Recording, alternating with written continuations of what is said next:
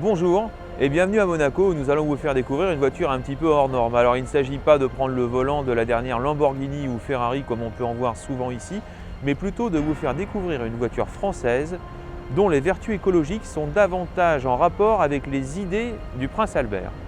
Après la petite DS3 qui fait un carton en Europe, la DS4 qui vient d'être lancée, voici donc le troisième opus de la nouvelle ligne tendance de Citroën, la DS5. Moderne, voire futuriste lorsqu'on la regarde sous certains angles, elle dépoussière radicalement le style de tout ce qu'a pu produire la marque au cours de ces 20 dernières années. Rose jantes diamantées, feu à diodes de taille généreuse, elle se paye même le luxe d'accueillir deux originaux sabres chromés sur ses côtés. Son style ramassé lui donne de l'allure et sur la route elle impressionne. Mais pas seulement pour des questions de design.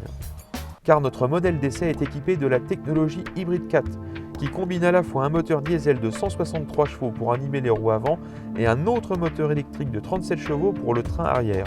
Un dispositif complexe qui fait que cette DS5 peut être soit un diesel conventionnel, soit une voiture 100% électrique, soit une traction, une propulsion ou alors une 4 roues motrices. Un pédigré un peu curieux qui soulève un grand nombre d'interrogations.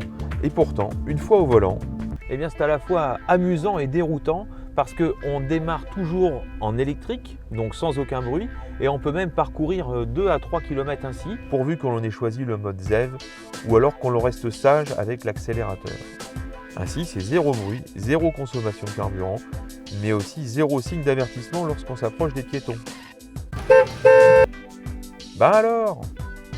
Sur la route, une fois le mode auto enclenché, la voiture gère seule ses ressources, et elle passe sans qu'on s'en aperçoive du thermique à l'électrique et vice-versa. De quoi enchaîner de longs voyages dans la tranquillité, d'autant que l'habitacle est bien insonorisé. Citroën a travaillé cet aspect, point fort des grandes berlines allemandes, et maintenant de la DS5.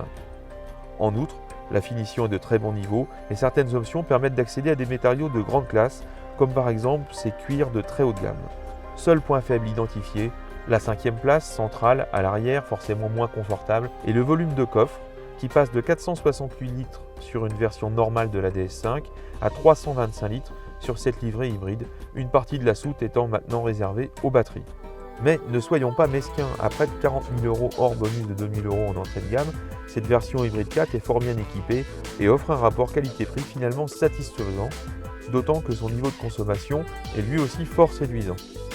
Reste à Citroën de convaincre des clients frileux à l'idée de dépenser une telle somme pour acquérir un modèle d'une marque généraliste qui vend par ailleurs des voitures à moins de 10 000 €. Mais l'histoire nous a montré qu'il était déjà possible de vendre à la fois des DS en 1955 et des 2 chevaux. Dans ces conditions, tous les espoirs sont permis.